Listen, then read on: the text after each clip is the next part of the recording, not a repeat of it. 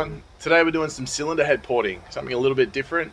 As you probably have picked up, I like to do things myself, do a bit of DIY here and there where I can, and cylinder head porting allows me to pick up gains pretty much for free.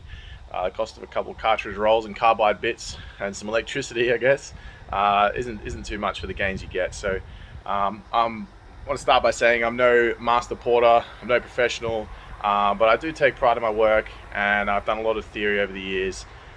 So hopefully it turns out alright for me. I'll let you guys be the judge. Hopefully I have some time slips to back it up. But yeah, we'll see how we go.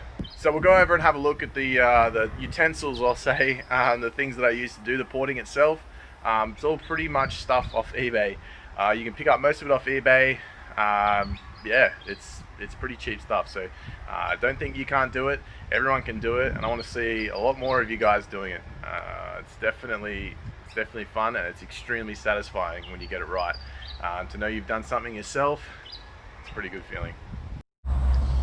So these are the basic tools you'll need if you're going to do this yourself. I've got an electric Dremel here because I didn't want to lug my compressor down, which probably isn't strong enough to port these heads anyway. Either way, so I've got this electric Dremel. I have a flexible extension shaft on it. As you can see, one thing I will say about these units, electric units here, is that you want the ability to turn them down. So I bought this controller. That's pretty straightforward.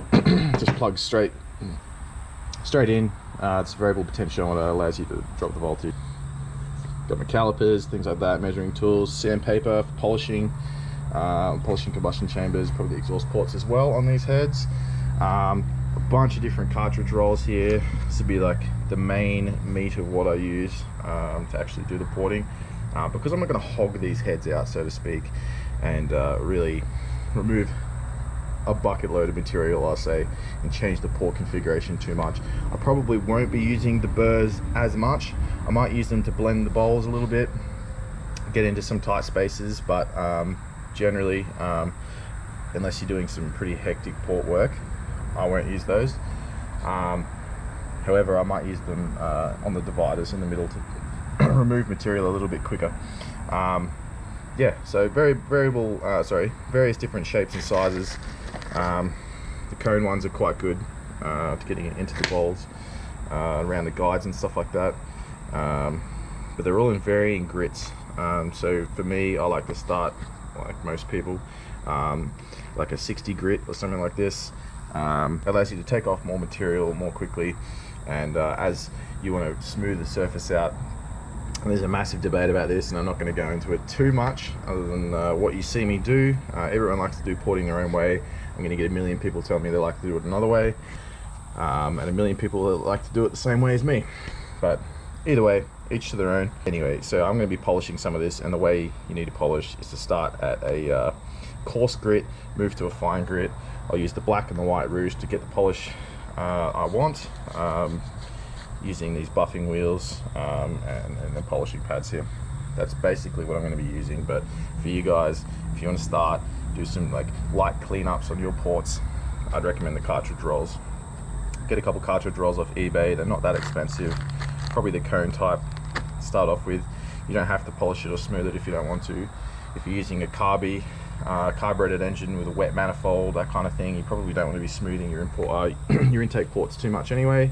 But I've got EFI spraying straight onto the valve, so I'm not too stressed. This is the flow test of the head before I started.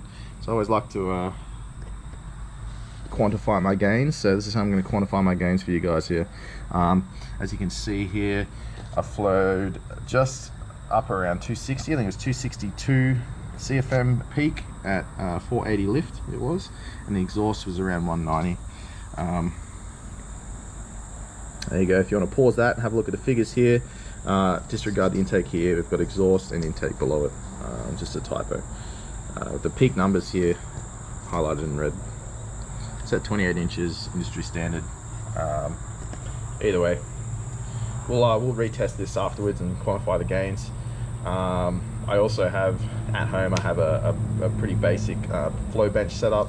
I'm not finished it yet. Obviously I couldn't bring it with me, but I'll use that to quantify my own gains and kind of use this to cross-reference my data but basically what it'll do is it'll allow me to see if I've gone forwards or backwards. If I'm starting to go backwards, then I know not to take more material out of that part of the port. But in this situation, I'm not changing the port configuration too much anyway, so I'm really just making common sense gains, taking that kind of approach.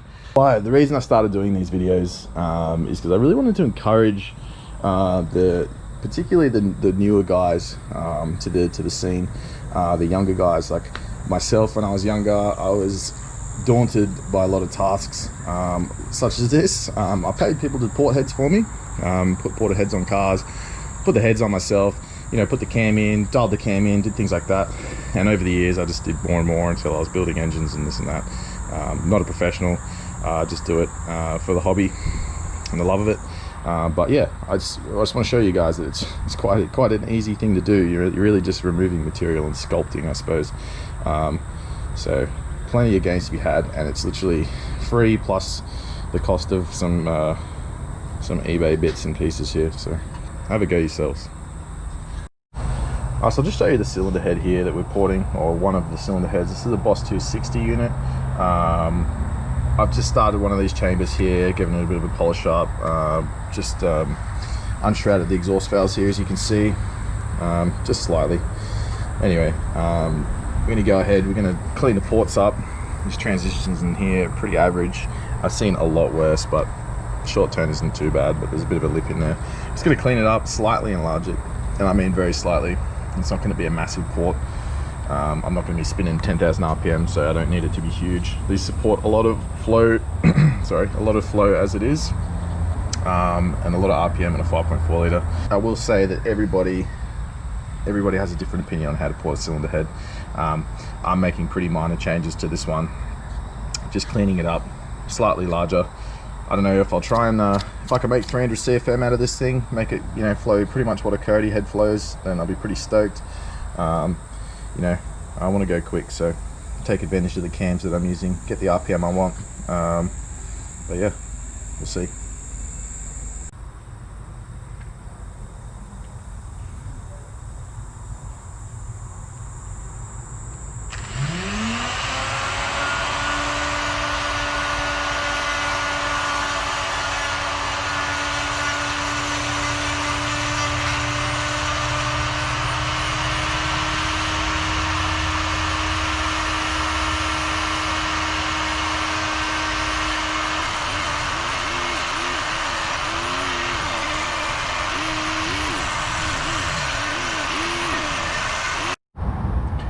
There goes half an hour. So I just blended the bowl on this one here. Just down here, it's quite a significant depression, which is not really nice for airflow. So I've just smoothed that out, smoothed the transition. The port's slightly larger. I haven't measured it yet, but we'll measure it. I haven't touched the short turn, and I won't do too much to the short turn, to be honest. I'll leave it more rough as well than the top of the port. But yeah. Started. It's probably a bit easier to see now. This is an untouched side. See the machine marks here where it goes into the rough casting. Quite a large ridge there that I had to take off. This side I've started to remove that ridge and slightly open the bowl up. One thing I'll say is safety is important, so I'm wearing this this mask to stop some of the alloy particles getting into my lungs, which is not what you want. I'm sure a lot of lifetime porters will agree with me on that one.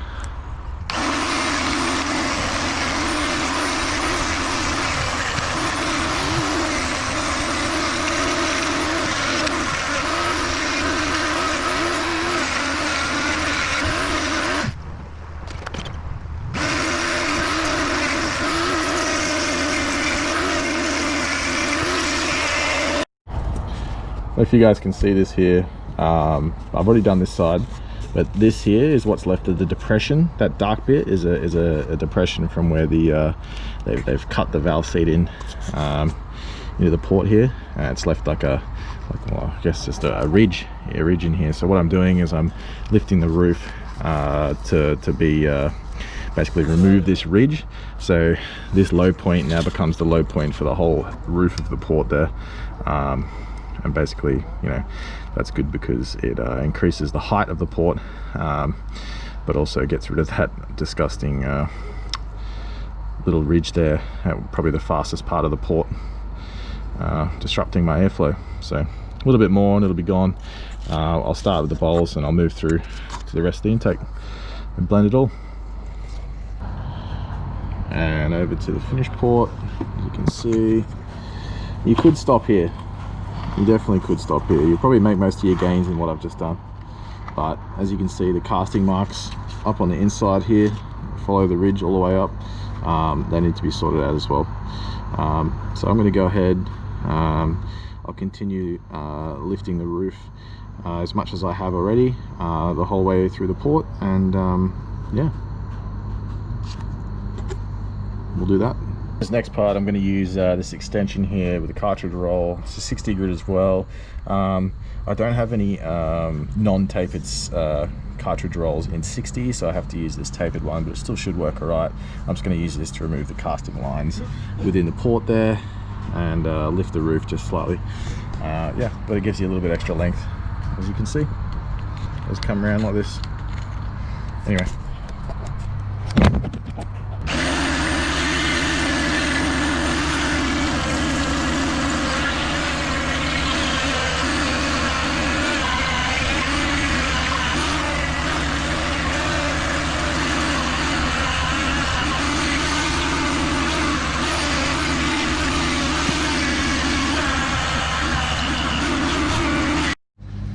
Alright, so that's my pass on the 60 grit cartridge roll done.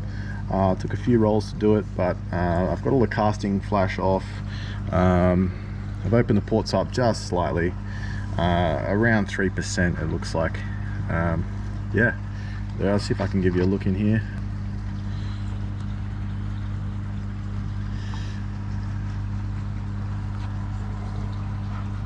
As opposed to factory ports here.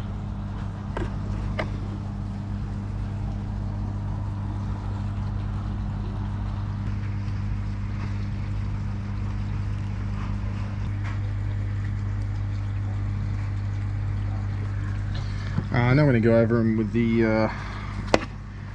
where is it, 120 grit rolls. Clean it up a little bit, make it look a bit nicer, smooth out a little bit.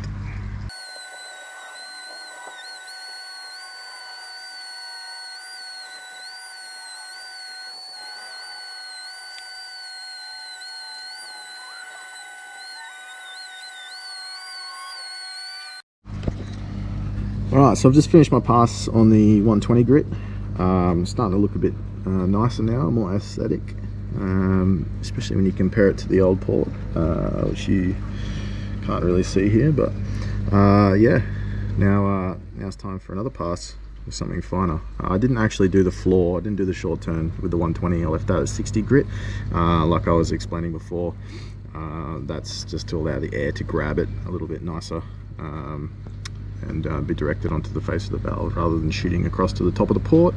Yeah, let's go another pass. Alright, so I've just finished up the intake port. I ran over it with these abrasive buffs here. Started with the brown, moved to the red, and finally the dark, well, grey I think you'd call that. Basically these are just varying grits of abrasive, and it helps clean the port up. So I'll show you the port now.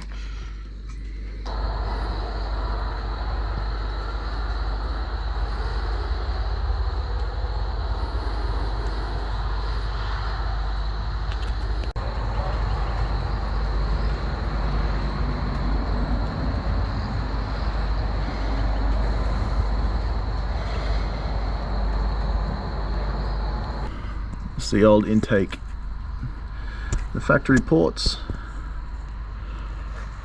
290 ports look the same, and these finished ones here.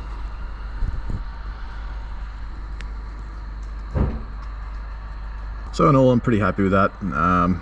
Ended up working out pretty well for me. I think they're only about 3% larger than they were, and got some new seats cut in, and yeah, should be done then. get it flowed up. Well, thanks for watching, guys. Hopefully some of you have got the courage to go out and have a go yourself. I'd really love to see more of this happening. People working on their own cars, doing things, thinking outside the box, that kind of stuff. So it'd be really good if we could see more of that. Have a go yourself. If you've got any questions, drop them in the comments. I'll try and answer them as best I can. Like I said, I'm not a master porter by any means, but I can try and help with where you can buy things and get you on your way to porting your own heads. But stay tuned for the results. I need to do the exhaust port. There'll be a part 2 of this. I'll do the exhaust ports and I'll probably get them flowed. Well, we'll definitely get them flowed and have the results up. So stay tuned. Thanks.